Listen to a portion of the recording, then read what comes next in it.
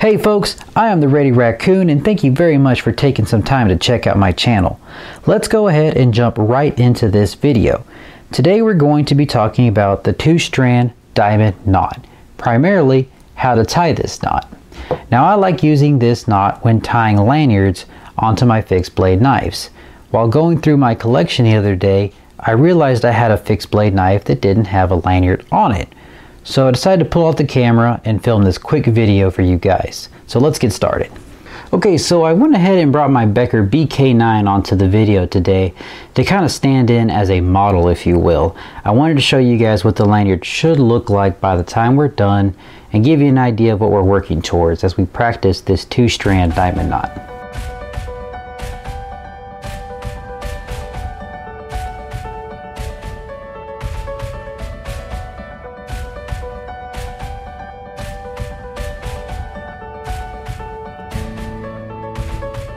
So now that we have somewhat of an understanding of what we're going to be working towards, I'm going to go ahead and set my Becker BK9 here to the side as I bring out the fixed blade knife that is actually still in need of a lanyard.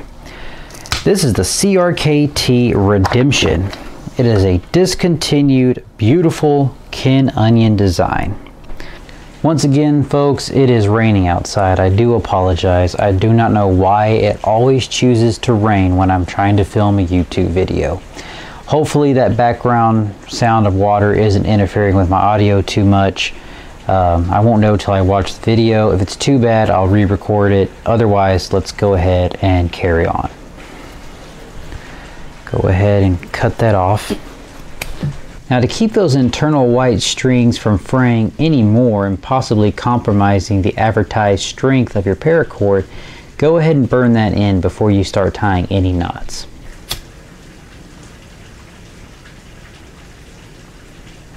And there we go. It doesn't have to be pretty, it just has to be functional while we tie and work with our paracord.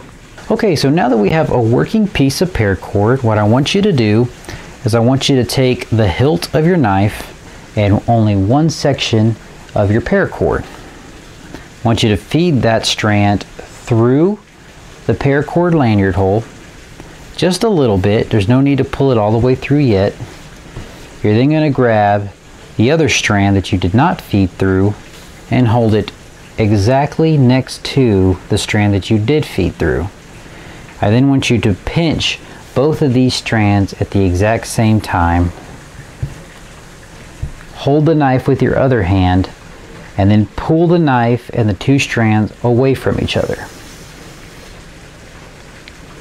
Just like that. So the very middle of the piece of paracord you're working with should now be here in the lanyard hole, and you should have two strands that are right next to each other in your other hand. Next step is going to be to take these two fingers, your ring finger and your middle finger on your non-dominant hand. Ooh, did you hear that thunder? You're going to place your two fingers right there with one strand going over the top of your middle finger and one strand going just underneath your ring finger. The first thing we're going to do is with the strand located just above your middle finger. I want you to take this strand and just lay it over the top of your thumb. That's step one. Step two is you're going to take the strand that is running underneath your ring finger and you're going to pull it up in an arc shape. Okay? Just like that. Alright? Then you're going to take the other end of this arch. You're going to feed it underneath.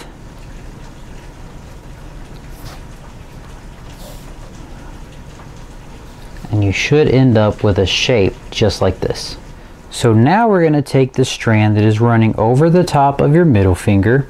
We're going to grab the end of this strand. We're going to take the end of this strand and we're going to run it underneath the ring finger strand. Okay? Just like that. Now, here's the middle finger strand right here. Once you've gone under the ring finger strand with the middle finger strand, the middle finger strand is going to continue upwards underneath itself. Okay? You're just going to pull it up. And what you're going to be left with is this figure 8 looking shape with a diamond in the middle. Okay, so you now have your middle finger strand going up over your thumb and your ring finger strand going straight across your pinky. What you want to do at this point is you want to take that middle finger strand, which we just got finished using, and run it underneath the ring finger strand. Just like so. Once you're at this point, I want you to take the middle finger strand and run it underneath the diamond. Once you're here, reach in and grab it and pull it out. Okay? Alright. What you're going to do at this point is you're going to take the end of your ring finger strand and it's going to go over the top of everything. Okay? Over the top of everything. And then once it's over everything, it's going to go in under the top left corner of your figure 8 like that. And then you have this little X shape that got formed. It's going to go underneath that too. Its goal is also to come out essentially through the middle of that diamond. Okay? So now your ring finger strand is coming through the diamond along with the middle finger strand. Okay? Hold them both together just like that.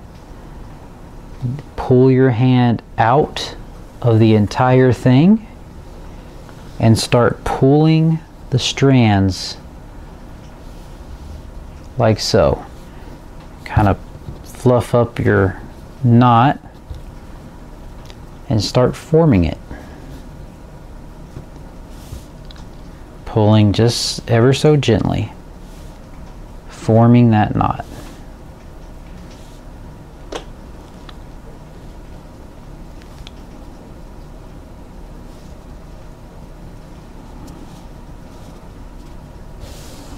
Don't pull it too tight, but just get the shape down. So at this point in the video, some of you may be asking yourselves, okay, I got the knot down, but it's not where I want it on the paracord. I want it to be much closer to the pommel like you demonstrated earlier on your Becker BK9. How do I move this up? It's very simple. What you got to do is, this is the best way to visualize it. You need to feed all this slack through the knot so that it comes out on the other side. We'll start with this strand here on top first, and you're just going to feed it through.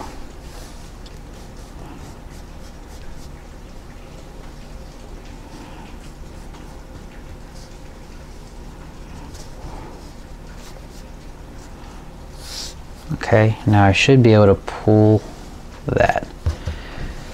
Just like that. And now I'm going to feed the other one through.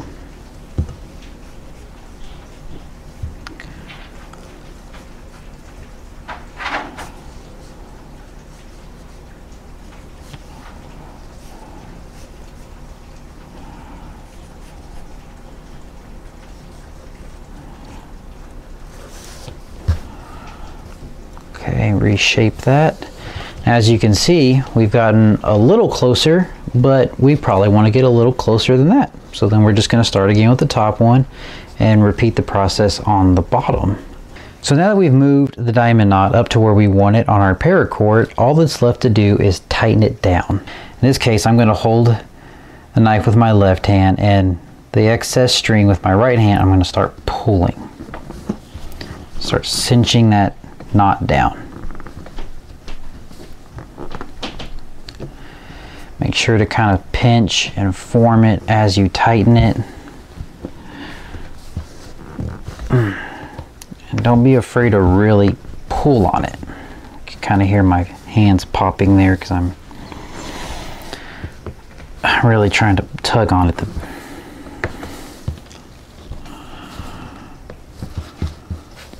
Do one strand at a time, then both strands.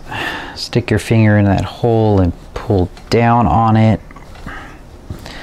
Try to get it from every angle. Make sure that that is a nice, tight, and secure knot. And there we have it, folks. A 2-strand diamond knot, the first of 2 which we're going to tie onto this paracord to create our lanyard. So now that we have our first knot tied, let's go ahead and proceed onto the second diamond knot. Now, I'm not going to explain it this time step by step. I will perform it in somewhat of a real-time fashion, just a little slower in case you folks that are still trying to figure it out would like to follow along.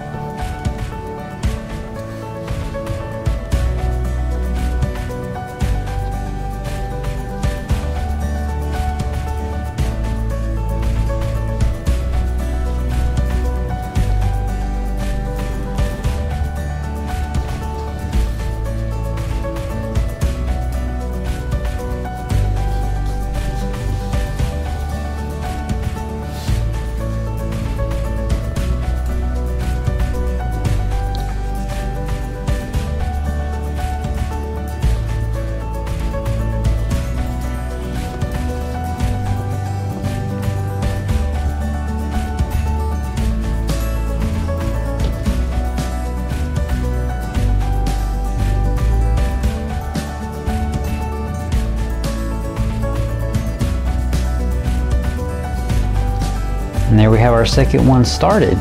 So now that our second 2-strand diamond knot has been tied, what I'm going to do is move it up the lanyard so that there isn't such a big opening for my hand to slip through or slip out of, for that matter. So just bear with me while I go ahead and make some adjustments on its height.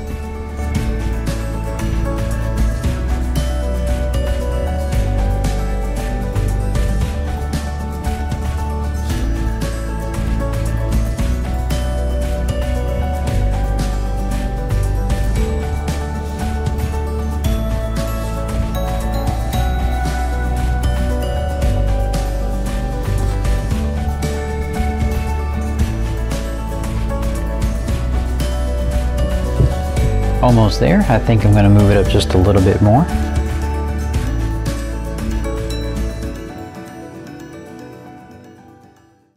So at this point I'm pretty comfortable with the 2 knots as far as their distance between each other go. I should be able to fit a gloved hand through there with no problem at all. So I'm going to go ahead and start tightening this down.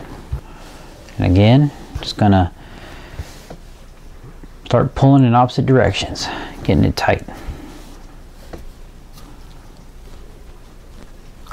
Making sure to form it and shape it as I pull down, up, 1 strand, 2 strands, both strands at the same time, reforming it, 1 strand, 2 strand, straight down, both strands, form it. Okay.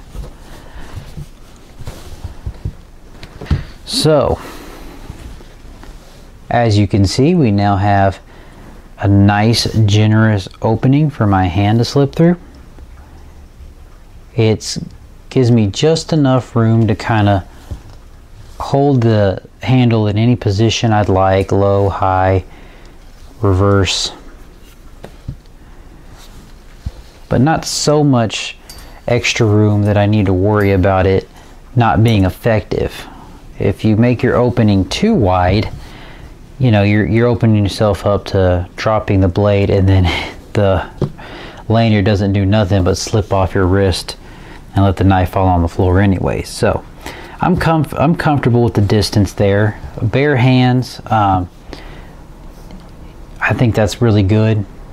With gloves, it'll eat up a whole bunch more of that spare space, so it'd be perfect with gloves.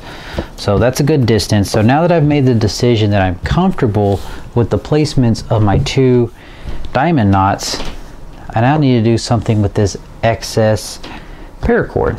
So it looks like I'm going to go ahead and summon the mighty powers of the Becker BK9 to cut the excess cord. I personally like to have just a little bit sticking out. Some people cut it flush and just burn it right there. That is totally up to you. I prefer to have just a little bit sticking out. As you can see, that's how I have it on the Becker, and I plan on doing the same exact thing here.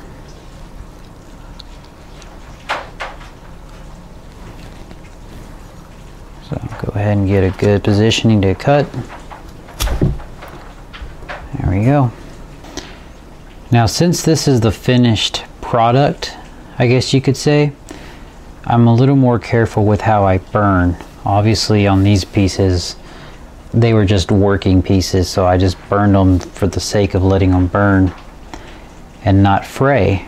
However, I don't like that dark black burnt look on my finished product, so I'm a little more careful with burning the ends, making sure the plastic has time to cool and doesn't burn. Mostly just finishing it off.